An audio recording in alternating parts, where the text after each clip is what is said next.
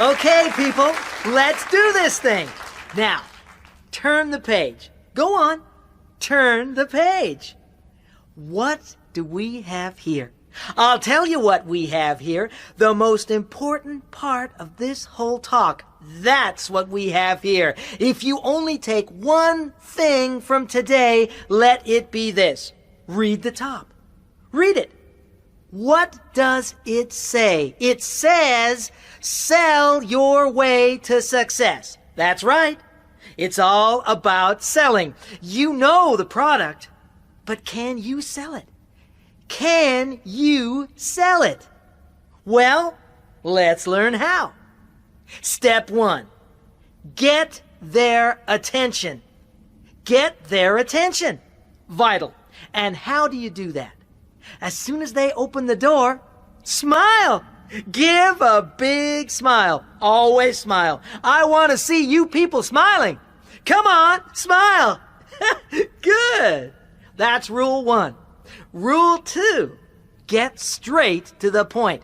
Say who you are and what you have for them.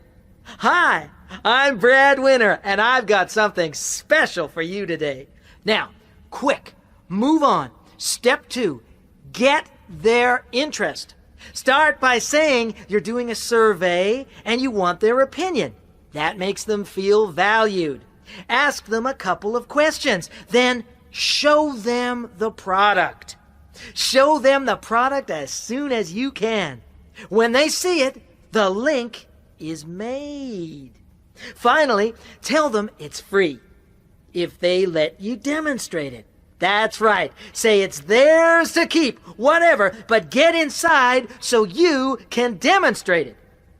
Step 3. Come on, people, keep up. Step 3. Get their desire. Their desire. Make them want it. Tell them about the advantages of the product. Why it's the best thing in their sad little lives. And then, here's the key. Give it to them.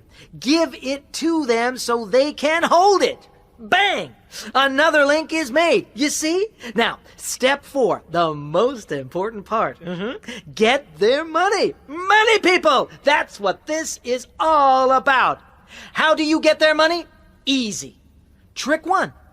Go for their sympathy. Tell them you're working your way through college, or it's your first day. Something, anything, but get their sympathy. Trick 2.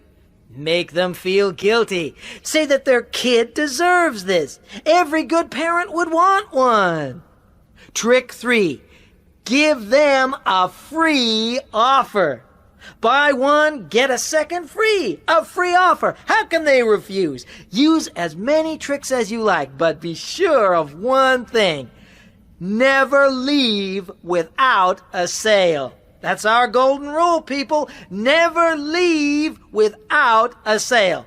Now, over the page. Go on. Turn the page.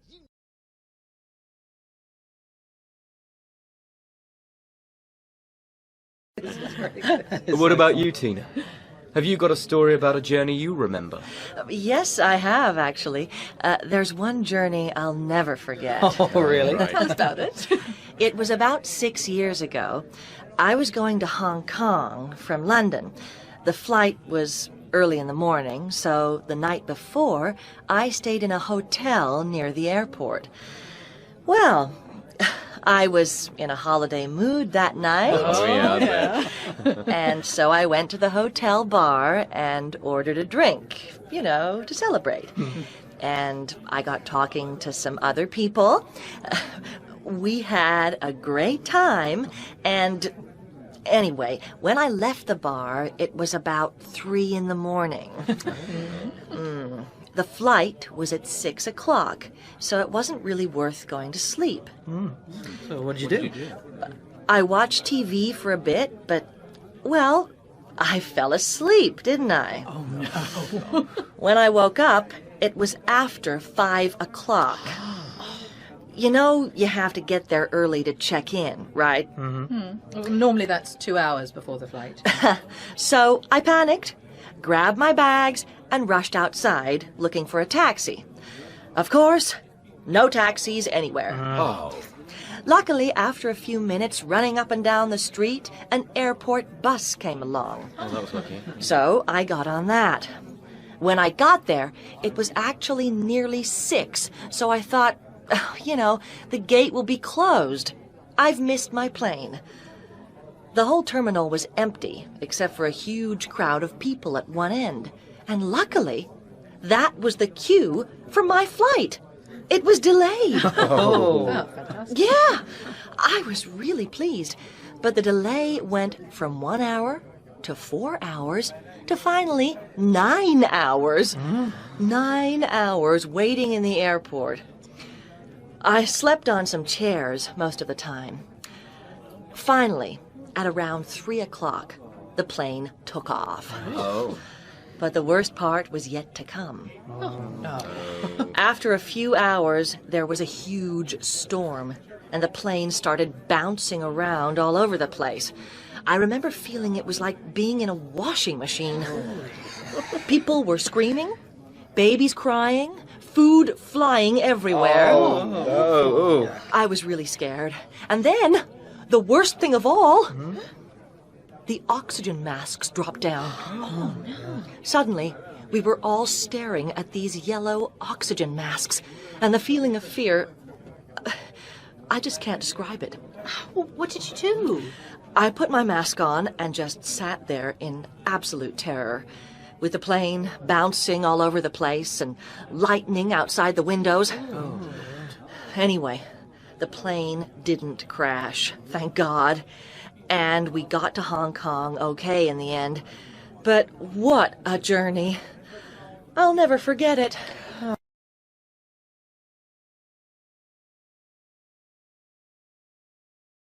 And welcome once again to People Today.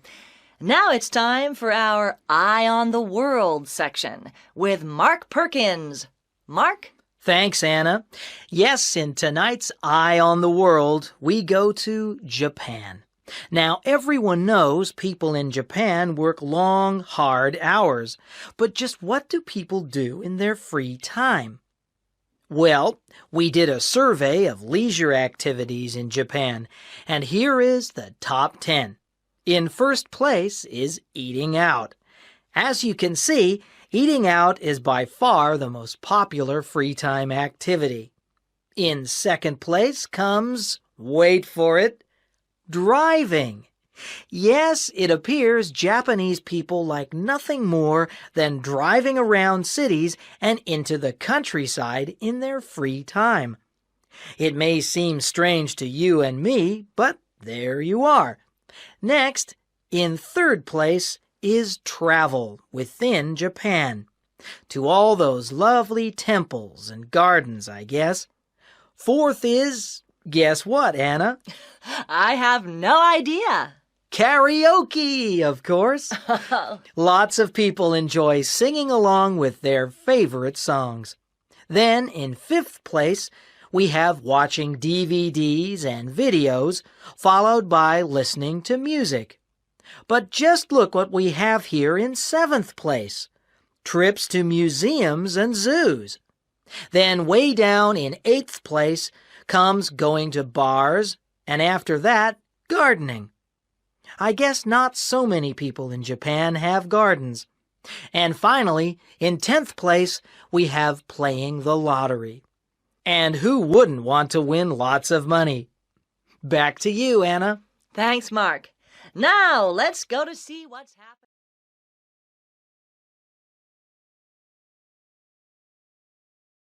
Hi. Thanks for coming. It's great to see you. Come in. Now, let me tell you about my friends. Over there, that's my best friend, Susan. Can you see her? She has long black hair, quite tall and slim. She's wearing jeans and a t-shirt. Oh, you'll like her because she's friendly and she can be very funny. We were at school together. We had so many laughs. Then over there is Kevin. He's the one wearing the suit. He's serious, but very kind. He's a teacher. I'm sure the kids love him. Next to him in the shorts is Sam. He always wears shorts, whatever the weather.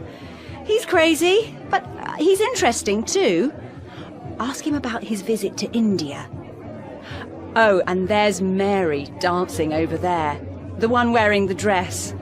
She's really clever, but she studies all the time. She's so hard-working, you wouldn't believe it. Anyway, how about a drink before I introduce you? 1. Oh, yes. It was in late July 2002. I had just left college and I felt fantastic. I was young, healthy. I had the whole world at my feet. No more exams. I swore I'd never take another exam. I was making plans to go abroad, see some of the world. I felt so free. I used to meet my friends from college in the evenings and we'd talk about all our plans. 2. About 2 years ago. That was when I set up my own pizza delivery company. I was really optimistic and felt sure that things were gonna go great. I had contracts with 3 big pizza restaurants and had just employed 6 delivery staff. I was so proud. 3. The best day of my life was on September the 1st, 2000. It was around 8:30 at night. I was in a restaurant with Maria, my girlfriend at the time, and I had just asked her to marry me. She said yes. I felt so relieved. We ordered champagne, and I was absolutely elated. 4. Oh, yes, that's easy. 3 months ago. My beautiful baby Jason was born then. He has the most marvelous blue eyes and blonde hair. I was exhausted. My husband was with me, and he filmed everything on our camcorder. It was an unforgettable experience, and I remember feeling very different. I was a mother now. 5. For me, it was probably on holiday last year in Brazil. I went to the Rio Carnival. It was absolutely amazing. There were tens of thousands of people all just having a good time. I was so excited. The music played all day and night. I did the samba until my feet ached so much I could hardly stand up. I was so tired by the end. What an amazing party. I mean, just out of this world.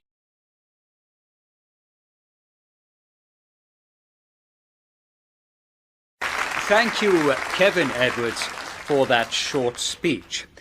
Now, next we have Indira Komandur. My talk is about arranged marriage. I'm 17. My parents are already starting to look for a husband for me. In a few years, I shall marry a man that they choose. Now, you're probably thinking, that's terrible. How awful. But I don't think so, and I'm going to explain why.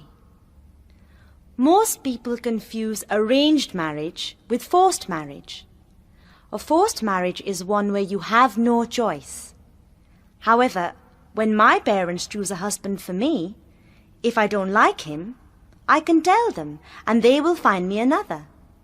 I have a choice. It's just that my parents do the looking for me. I think that's a good idea. After all, they know who I am. They know me better than I know myself, and I trust them to find a good man who will make me happy. They wouldn't choose a bad man for me to marry, would they? In Britain, though, people just hope to find their marriage partner at work, or in a pub, or at a party. This means it must be hard to meet the right person, I think. Perhaps that's why I see so many unhappy relationships and failed marriages. I would much rather trust my parents to find a husband for me than rely on luck. I think my marriage will have a very good chance of success. So when I say I'm looking forward to my arranged marriage, ask yourself, is it really such a crazy idea?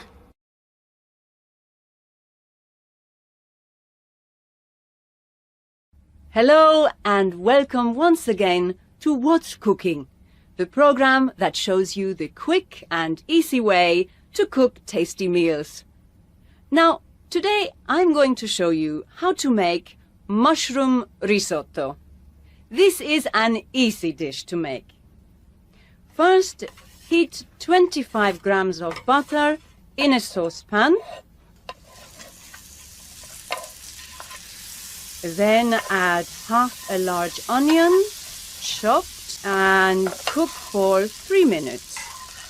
And next, add 300 grams of sliced mushrooms and continue to cook for 2 minutes.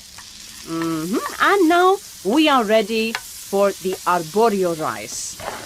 350 grams. Stir it well.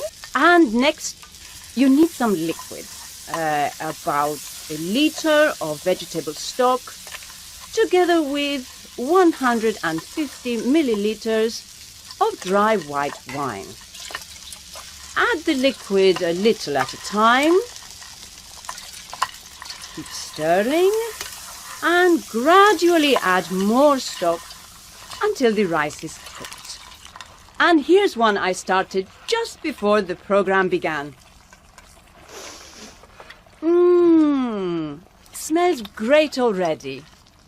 And finally, we're going to turn the heat off, add 40 grams of grated cheese, cover it, and let it stand for 5 minutes. Okay, that's 5 minutes, so let's take a look at our risotto. And there you are, one perfect mushroom risotto. And next week, I'm going to show you one of my favorite desserts.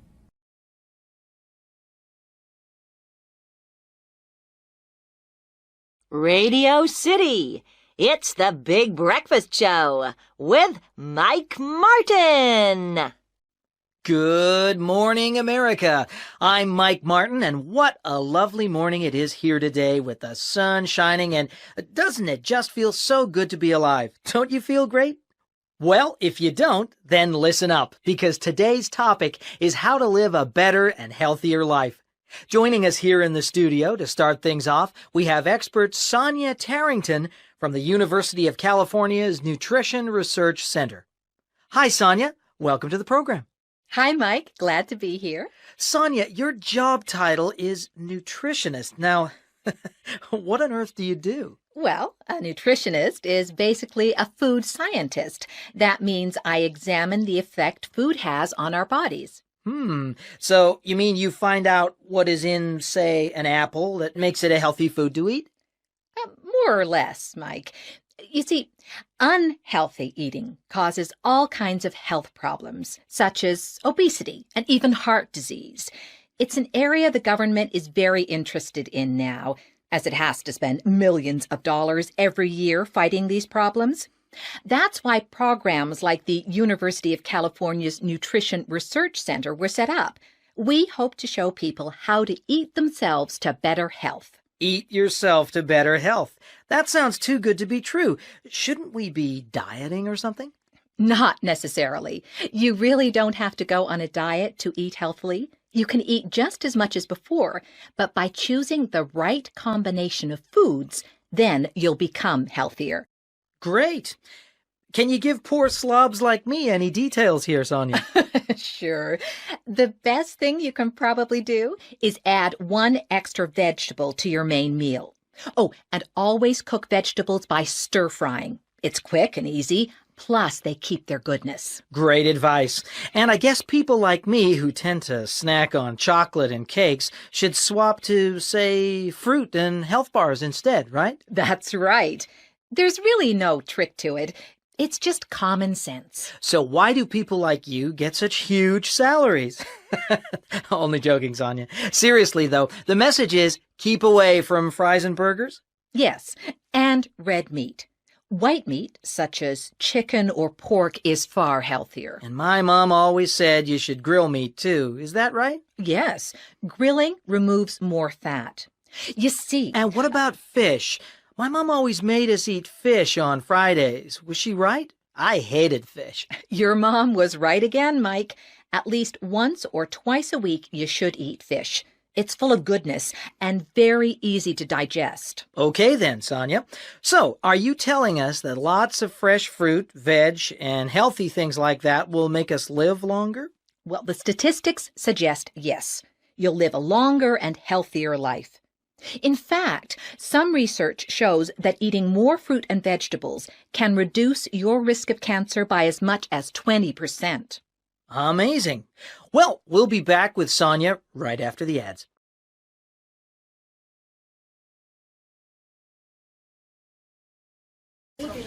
Welcome, everyone. Welcome to Language International. My name is Mrs. Watson, and I am the Centre Manager. I hope you will all have a wonderful stay here with us. This is Miss Jones, who is our Director of Studies. Miss Jones, would you please say a little about the weekly timetable? Hello, everyone. As Mrs. Watson said, I am the Director of Studies here at Language International. Could you all now please turn to page 5 in your folder, where you can see the weekly timetable. Now, you see that lessons begin every weekday at 9 a.m. The first class every Monday is grammar practice, followed at 9:45 by a visit to the language laboratory. There is a break from 10:30 to 11, and then you have a double lesson of speaking skills. Tuesday morning begins with presentation skills. This is important as you will each give a presentation at the end of the course to your class. And this counts for 10% of your final grade. At 9:45, you'll have a reading skills lesson, and after the break, vocabulary development. In the afternoon, starting at 1:30 p.m, you'll go to the library. In the library lesson, you can read, watch a video, or practice grammar. On Wednesday morning, you have listening skills, and then what we call current affairs, where you'll listen to the news on the radio and discuss what's going on. After the break, it's another double lesson of speaking skills. Thursday morning begins with pronunciation. Then a special Life in Britain class, where you will learn about British culture. After the break is grammar practice once again. Finally, on Friday morning, in the first lesson, you will practice writing skills, followed by a lesson in the computer room. After the break is the weekly review period, where your teacher will help with any problems you may have. Oh, and don't forget you can study on your own in the library every weekday from 3:30 to 6 p.m. as well, if you wish. Thank you, Miss Jones. Now, I'd like to introduce you to Mr. Brown, who is the social organiser. Thank you, Mrs. Watson. Hello, everyone. I'm Mr. Brown, and it's my job to make sure you have some fun while you're here too. Now, this afternoon we'll go together on a walking tour of the city, and then on Wednesday afternoon we're off to the local sports centre, where you can play volleyball or football, use the gym, or go swimming to keep yourselves fit. And on Friday afternoons we have a film club. This week's film is Spider-Man. On Saturday we're going on a day trip to Oxford, leaving here at 8:30 in the morning. Please don't be late or we'll go without you. And finally, on Sunday, we're off to London, leaving at the same time. If there are any other things you'd like to do while you're here, then just ask me and I'll see if I can help.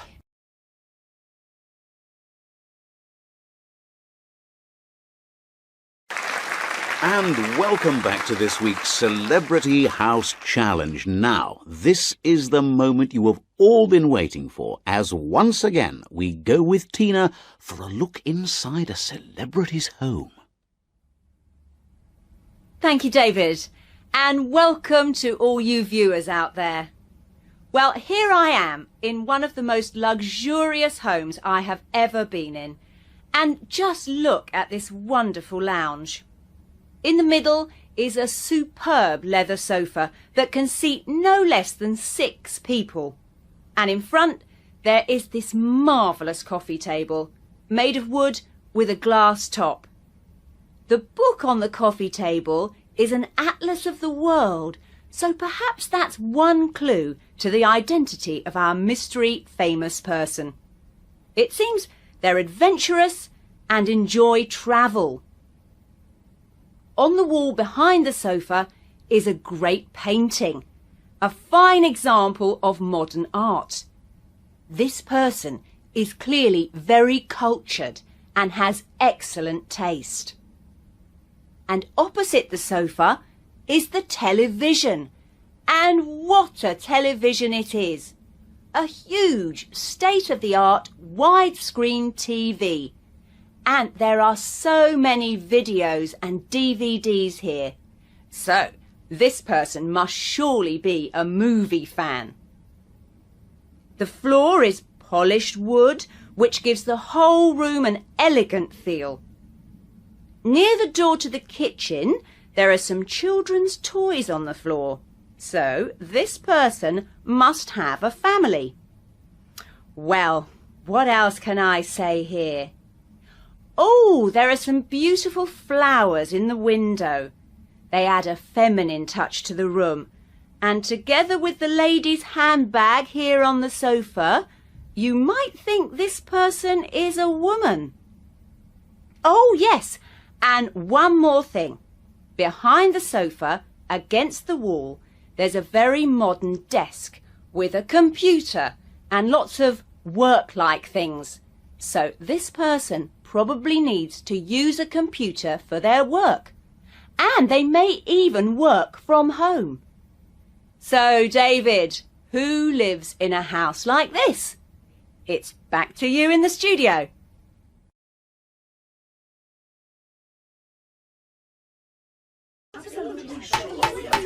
Order! Order! Welcome everyone. Welcome to this public information meeting.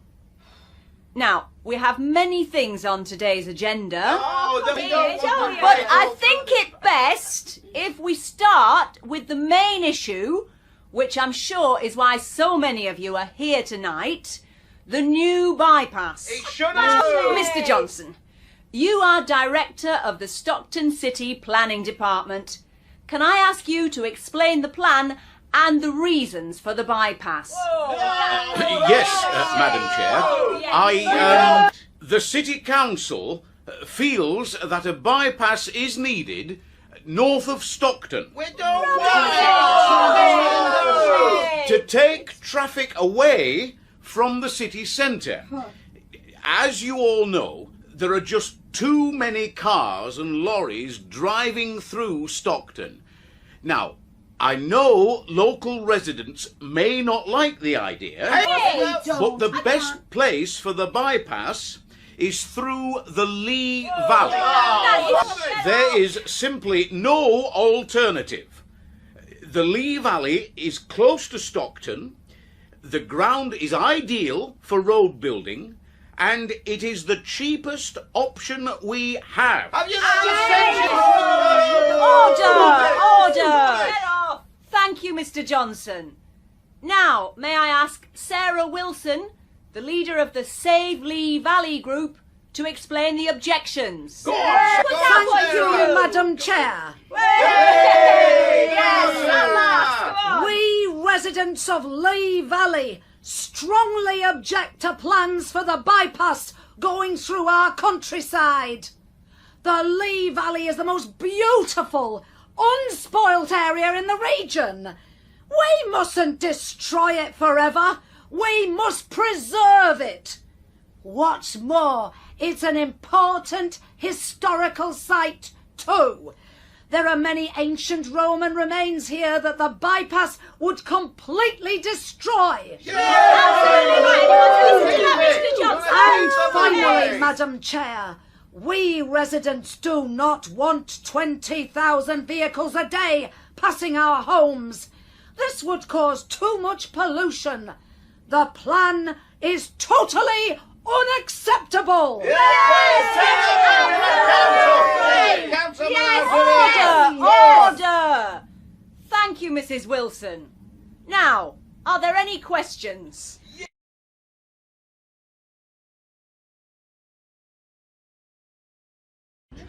Welcome to our tour. Ghosts of the Tower of London, everyone.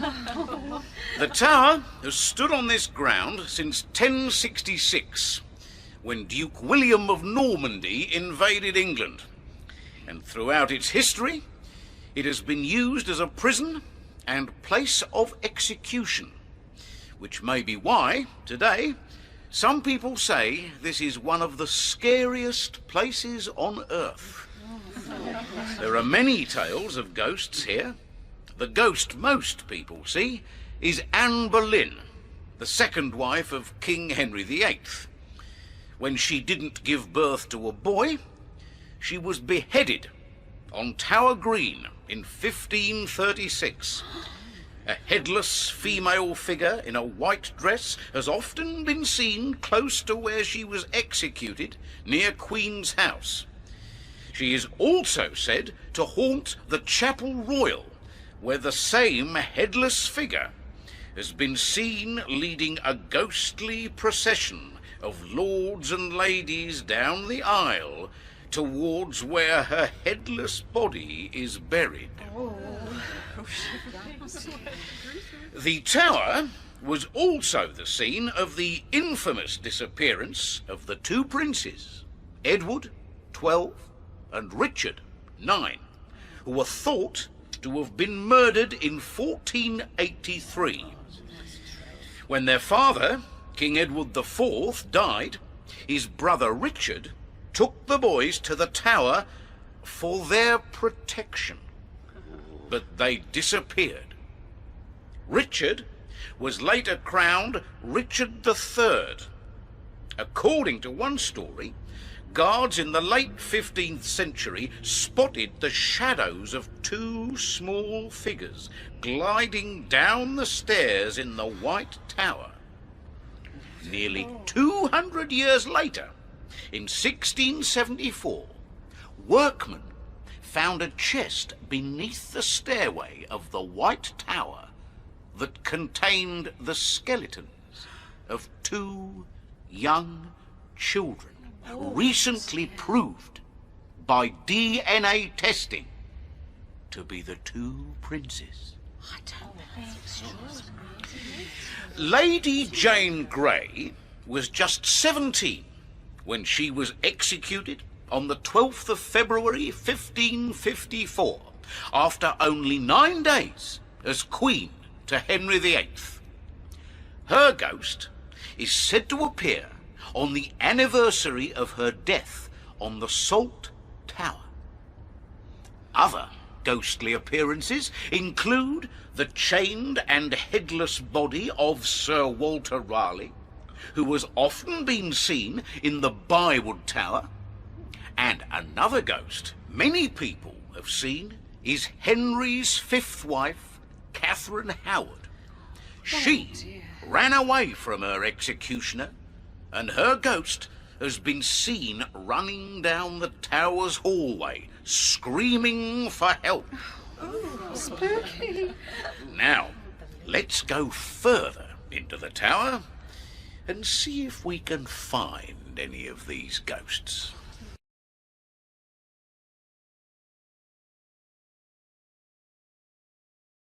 Okay, quiet please. Can everyone hear me?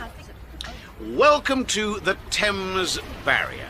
As you can see, the barrier goes right across the River Thames. It is 520 metres wide and took 8 years to build. It was completed in 1982 Can you see those big things that look like hats? They're called piers.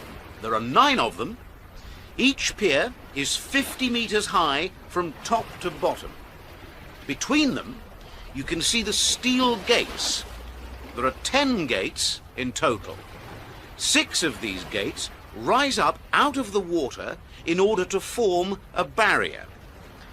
The 4 largest of these steel gates are 61 metres wide and weigh 1,500 tons each.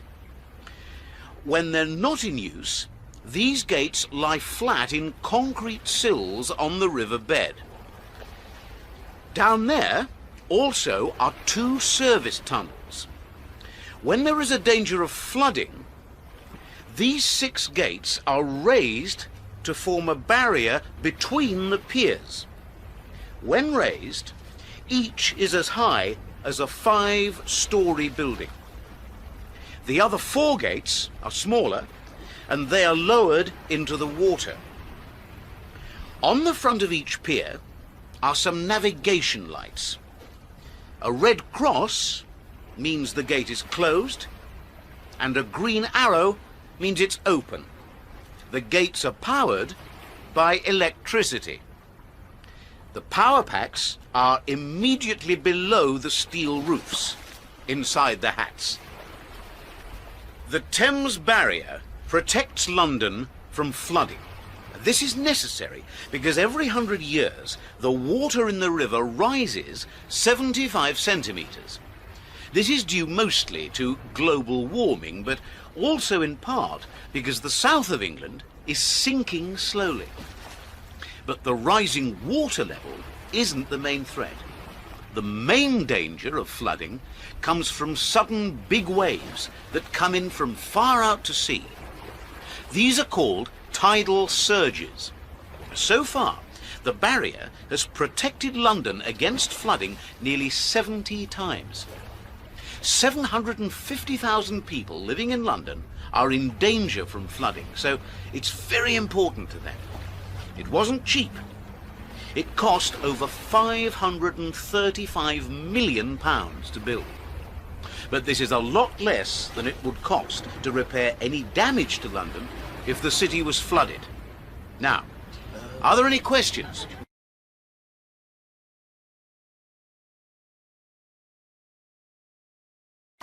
Thank you, ladies and gentlemen.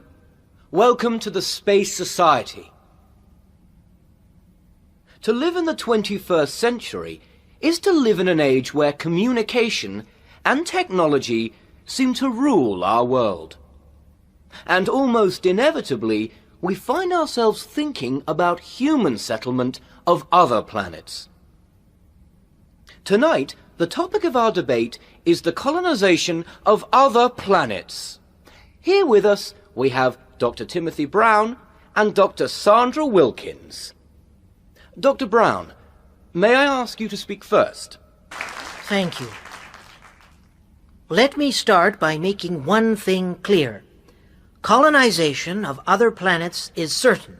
It's only a matter of time. Oh, and of course, money.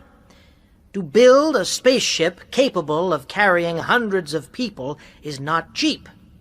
However, once built, all a spaceship needs is enough fuel, food, water, and oxygen, and colonization becomes a reality. I see 3 steps to colonization. First, we need to know how to live in space. And, thanks to the International Space Station, this step is already achieved. The next logical step is to establish a colony on the Moon, and then step 3 on Mars, our nearest planet. Imagine how much we can discover about a planet by living there. Imagine also, if we set up powerful telescopes on the Moon or Mars, how much more we can learn about the universe. It is mankind's destiny to colonize other planets. We must not fail in this challenge. Thank you. Thank you, Dr. Brown. And now, may I ask Dr. Sandra Wilkins to speak? Thank you. And thank you to Dr. Brown for that interesting speech.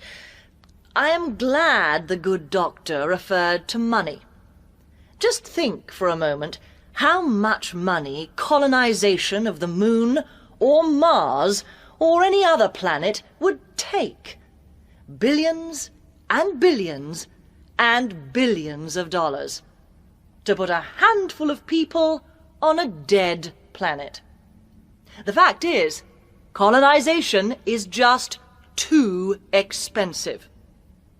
People may talk of huge resources of copper, diamonds, and other precious minerals on other planets, but no one knows they are there.